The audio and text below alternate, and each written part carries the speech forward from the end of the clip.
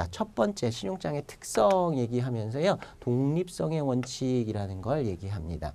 자, 신용장은 독립성의 원칙이 있다라고 얘기하는데요. Principle of Independence, 독립성의 원칙이다. 자, 이거는 우리가 앞에서 봤던 principle하고 철자가 다릅니다. 요거는 이제 교장 선생님 본인이라는 뜻이고요. principle, C-I-P-L-E는 원칙이라는 뜻이죠. 이것도 헷갈리지 마세요.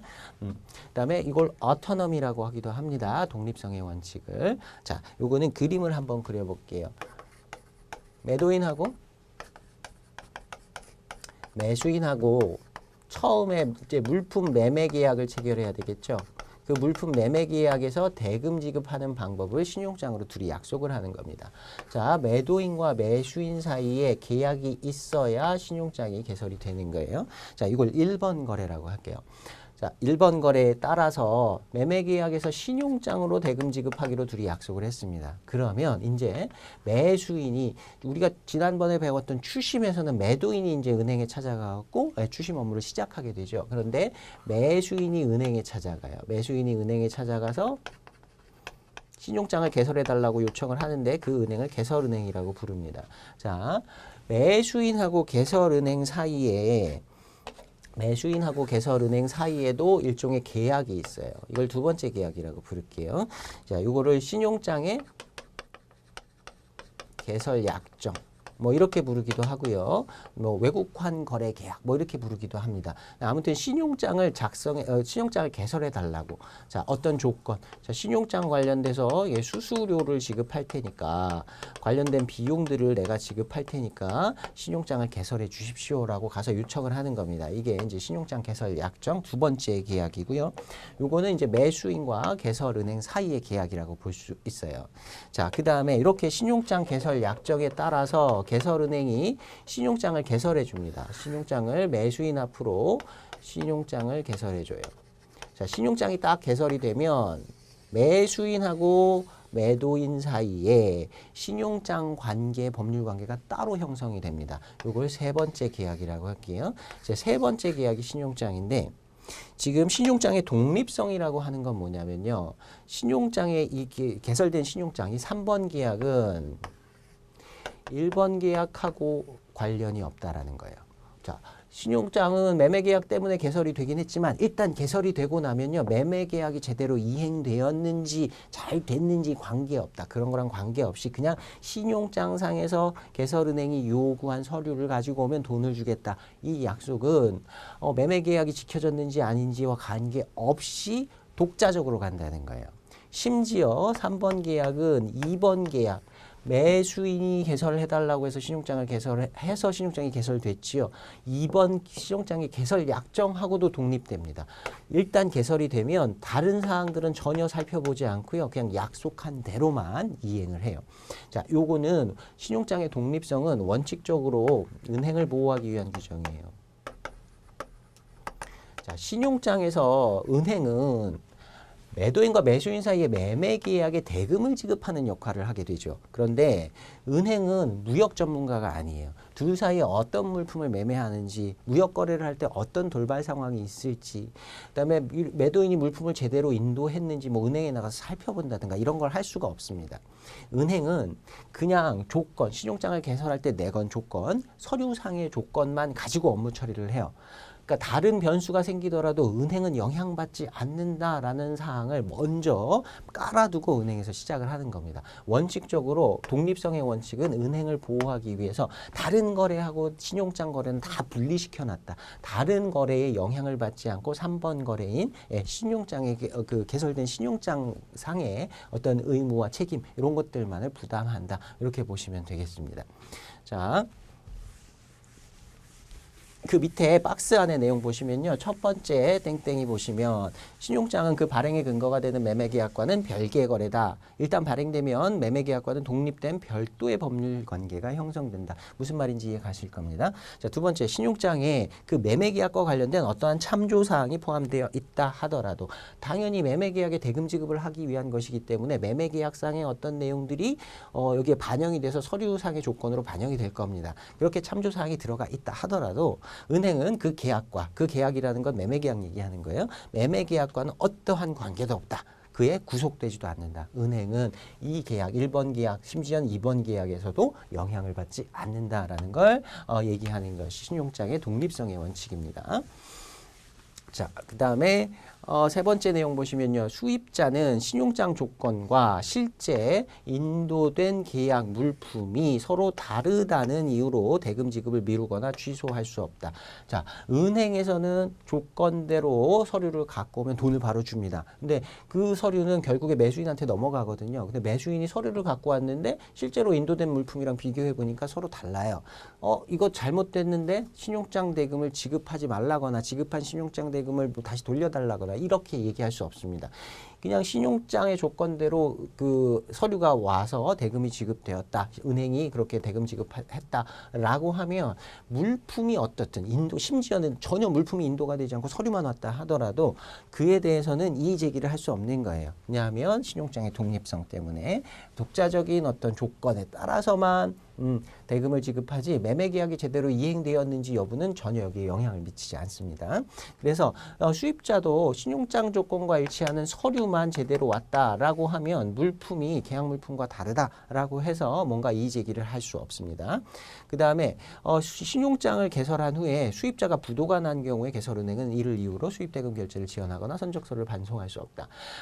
우리가 나중에 배울 텐데요. 개설은행이 매도인한테 대금을 지급하고 나면 그 대금은 매수인한테 다시 받습니다. 수수료 포함해가지고 다시 받는데 독립성의 원칙은 원래 은행을 보호하기 위한 원칙이긴 한데요. 이건 이제 거꾸로 되는 거예요. 이 상황에서는 독립성의 원칙은 내가 보호되기 위해서 내건 조건이긴 한데 거꾸로 은행이 조금 부담을 가지기도 합니다. 왜냐하면 개설은행은 나중에 매수인한테 최종적으로 돈 받을 걸 이렇게 예상하고 신용장을 개설하긴 했어요. 근데 만약에 매수인이 나중에 부도가 나서 망했다. 그래서 신용장 대금을 받지 못한다 하더라도 일단 약속은 한 거기 때문에 그리고 독립성의 원칙이 적용이 되기 때문에 매수인이 망했다. 매수인한테 신용장 대금을 상환받지 못했다라는 걸 이유로 대금 지급을 거절하거나 신용장의 조건을 취소할 수가 없습니다. 신용장은 우리가 앞에서 배운 대로 취소 불능이고요. 그 다음에 독립성의 원칙이 적용되기 때문에 은행도 마찬가지로 은행도 그렇고 수입자도 그렇고 다 독립성의 원칙을 적용받는다. 그러니까 매도인 입장에서는 굉장히 편한 거죠. 사실은 원하는 서류, 요구하는 서류만 갖다 주면 다른 재반 사항과는 전혀 관계없이 대금을 지급받을 수 있다는 걸 확신할 수 있기 때문에. 자, 영어로는 이렇게 나온다. 관련된 내용 한번 보겠습니다. 이것도 UCP 규정인데요. 독립성과 관련된 원칙입니다. 내용입니다. 자, 보시면 accredit, 신용장인데요. by its nature, 그 신용장은 신용장의 특성에 의해서, 특성에 따라서 자, 신용장 거래는 그 특성상 is a separate transaction from the sale or other contract. 매매 또는 다른 계약과는 별도의 거래이다. 신용장은 매매 계약, 다른 계약, 물품의 매매하고는 별도의 계약이다. 그게 신용장의 특성이다. 특성상 그렇다. 독립성의 특성이 있다. 자, 근데 그 계약인데요. on which it may be based. 여기서 it은 신용장을 만든 겁니다. 자, 신용장이 기초하고 있을 수 있는 매매 또는 다른 계약과는 별개의 거래이다. banks, 은행들은 in no way, 어떤 경우에도 아니다. concerned with or bound by such contract.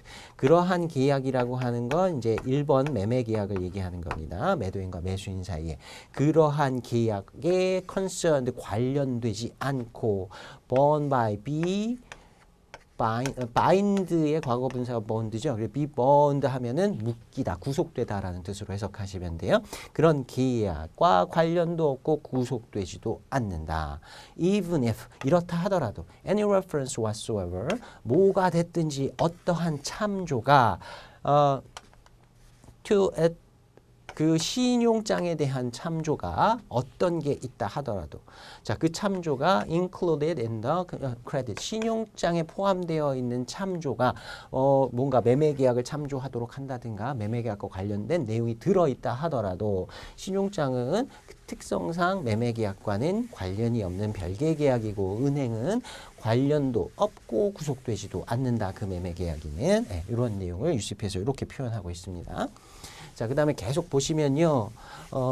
consequently, 그러므로 The undertaking of a bank to honor. honor는 우리가 앞에서 잠깐 봤었어요. 결제. 결제를 하겠다는 은행의 undertaking, 어떤 약속, 의무의 부담은 결제. To honor, negotiate. negotiate은 이제 여기서는 maybe라고 해석을 해야 되는데 매입 개념은 조금 이따가 배우겠습니다. 결제 또는 매입하겠다는 은행의 약속, 확약은 의무 부담 이라거나 to fulfill any other obligation under the credit.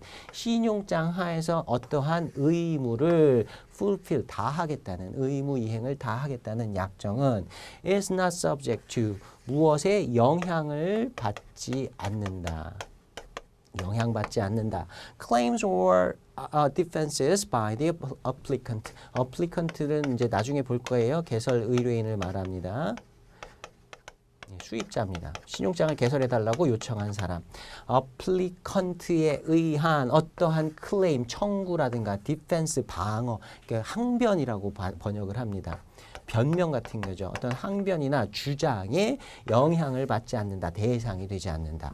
Resulting from its relationship with the issuing bank or the beneficiary. beneficiary는 이제 수익자라고 번역을 하고요. 예, 매도인을 수익자라고 부릅니다. 자, 무엇으로부터 그 약이 되는 무엇의 결과로 발생하는 건데요. 어떤 관계예요. 개설 의뢰인과 그 수입자와 개설 은행과의 관계 또는 개설 의뢰인과 수익자 그 매도인과의 관계에서부터 뭔가 발생하는 클레임이나 항변의 대상이 되지 않는다. 그러니까 개설 의뢰인이 나중에 신용장을 개설했는데 아니 우리가 신용장을 개설할 때 약속한 게 이런 관계가 있었잖아요. 아니요. 이게 제가 매도인하고 계약을 체결할 때는 그 내용이 아니었거든요. 라고 뭔가를 개설은행한테 주장한다거나 그에 대한 항변을 할 수가 없다는 거예요. 일단 신용장이 개설되면 신용장은 독립성이 있기 때문에.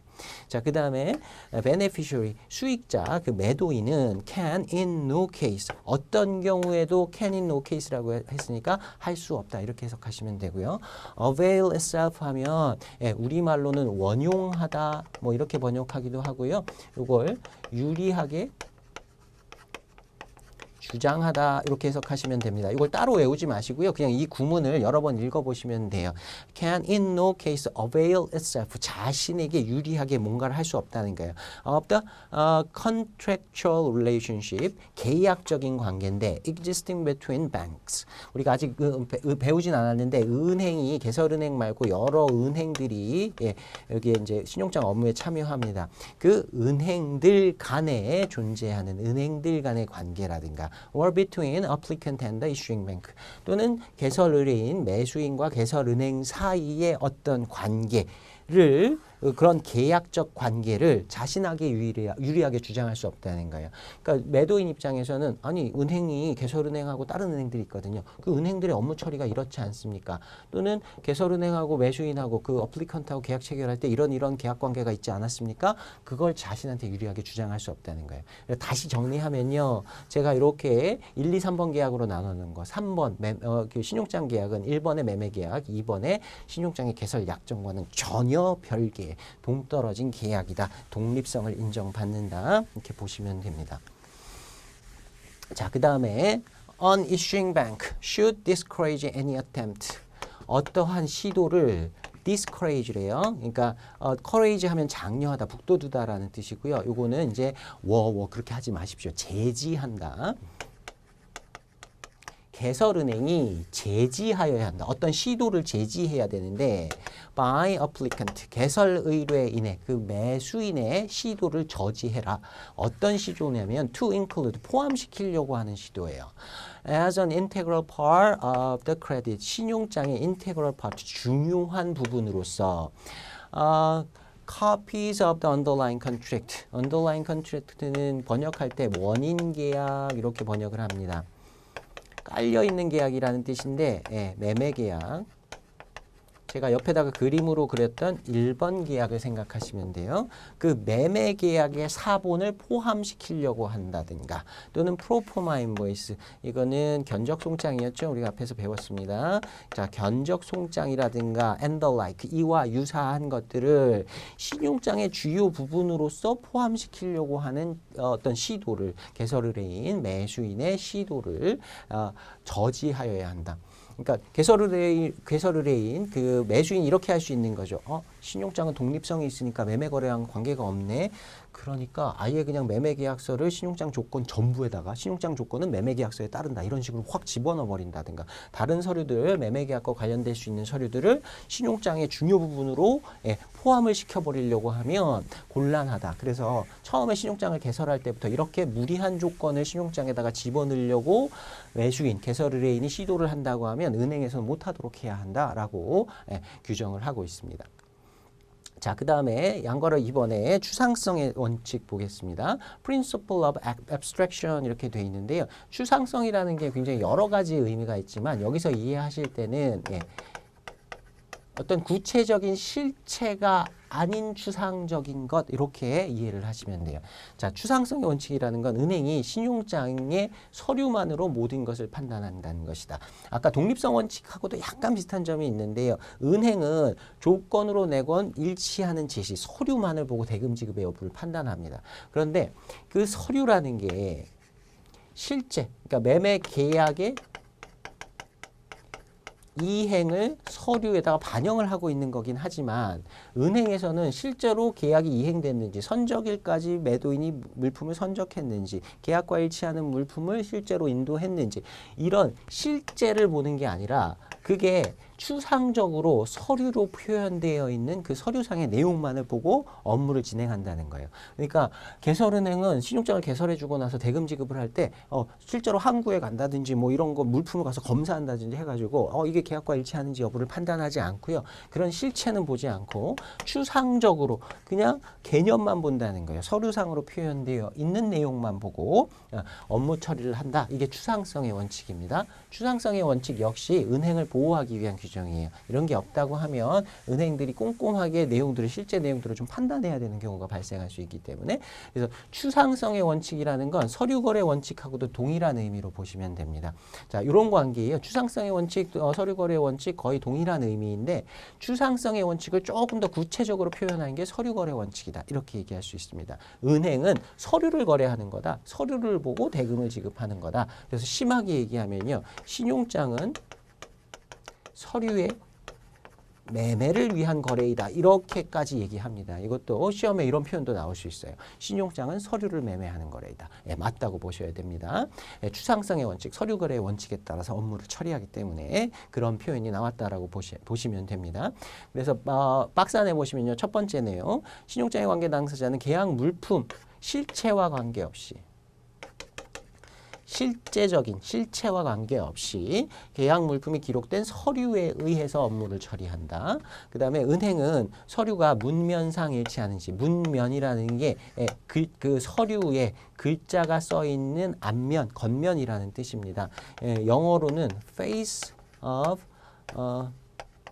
document, 이렇게 표현이 돼 있어요. 그러니까 서류의 실질적인 내용이 아니고요. 서류도 그냥 겉면에 나타나 있는 것만 보고 판단한다라고 표현을 하는데 그걸 우리말로 번역을 해서 문면상 이렇게 번역을 하는 겁니다. 문면상 일치하는지, 조건과 일치하는지 여부를 서류만으로 심사해서 대금 지급의 여부를 판단한다. 자, 그 다음에 세 번째 내용 보시면 은행은 서류와 원인 관계에 있는 물품이라든가 그 품질에 대해서는 면책된다. 서류만 보고 처리를 하니까 실제 서류가 담고 있는 그 물품의 실체, 품질 뭐 이런 것들에 대해서는 책임지지 않습니다. 그다음에 매매계약에서 물품과 신용장 서류의 내용이 일치하지 않을 경우에 물품하고 서류하고 서로 다르다 해도 은행은 서류만 보고 판단한다고 했으니까 은행은 전혀 책임지지 않습니다. 서류만 일치하면 실제로 물품이 조금 이상이 있을 수도 있어요. 그렇다 하더라도 대금 지급은 서류만 보고 하게 됩니다. 자, 영어로는 이렇게 나온다. 내용 좀 보겠습니다. UCP 규정인데요. 독립성의 규정, 독립성과 관련된 규정보다는 훨씬 간단하게 되어 있습니다. 자, banks deal with document. 은행은 서류를 다룬다. deal with document and not with. 그리고 이건 다루지 않는다는 거예요. goods, 물품은 다루지 않고요. services or performance. 서비스는 용역, performance는 의무 이행 이렇게 번역하시면 됩니다. 신용장의 원인 관계에서 둘 사이에 매매 계약에서 주고받기로 한 게 물품일 수도 있고요. 물품이 아니라 어떤 용역, 서비스 거래를 하는 경우일 수도 있습니다. 또는 어떤 계약상의 의무 이행을 위해서 신용장을 개설할 수도 있는데 은행은 이런 것들, 신용장이 개설된 원인 계약을 다루는 것이 아니다. 그 실제를 다루는 것이 아니라 그냥 서류만을 다룬다. To which the document may relate. 그 서류가 관계될 수 있는 물품이나 용역이나 의무 이행은 다루지 않고 서류만을 다룬다. 이렇게 번역을 하시면 되고요.